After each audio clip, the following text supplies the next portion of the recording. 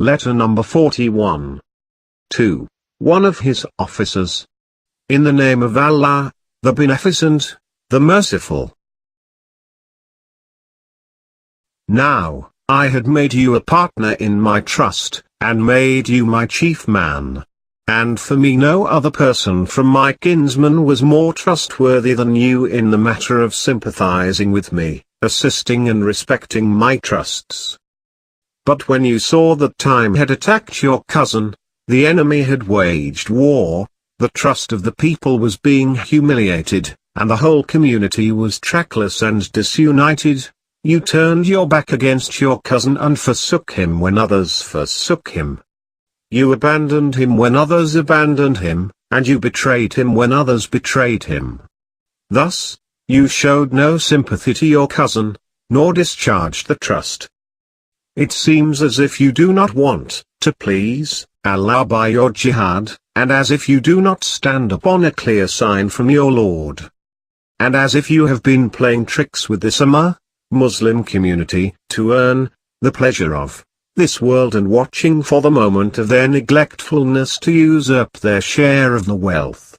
As soon as it was possible for you to misappropriate the Ummah's trust, you hastened to turn around and attack them, and made a swift leap to snatch away whatever you could from their property meant for their widows and their orphans, as a wolf snatches a wounded and helpless goat. Then, you happily loaded it off to the Hejaz, without feeling guilty for having appropriated it.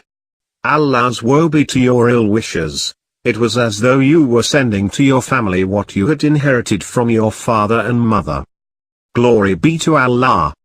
Do you not believe in the day of judgment, or do you not fear the exaction of account? O you who were counted by us among the men possessed of mind, how can you enjoy food and drink when you know that you are eating the unlawful and drinking the unlawful? You are purchasing slave maids and wedding women with the money of the orphans, the poor, the believers and the participants in jihad to whom Allah had dedicated this money and through whom He had strengthened these cities. Fear Allah and return to these people their properties.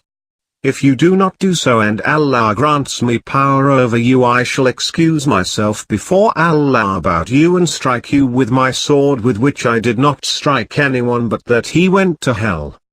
By Allah, even if Hassan and Hussein had done what you did, there would have been no leniency with me for them, and they could not have won their way with me till I had recovered from them the right and destroyed the wrong produced by their unjust action. I swear by Allah, the Lord of all beings, that I would not be pleased to regard their money which you have appropriated as lawful for me, and to leave it to my successors by way of inheritance.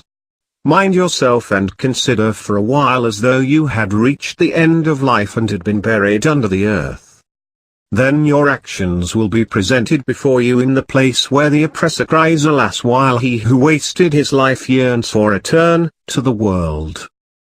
But time was none to escape.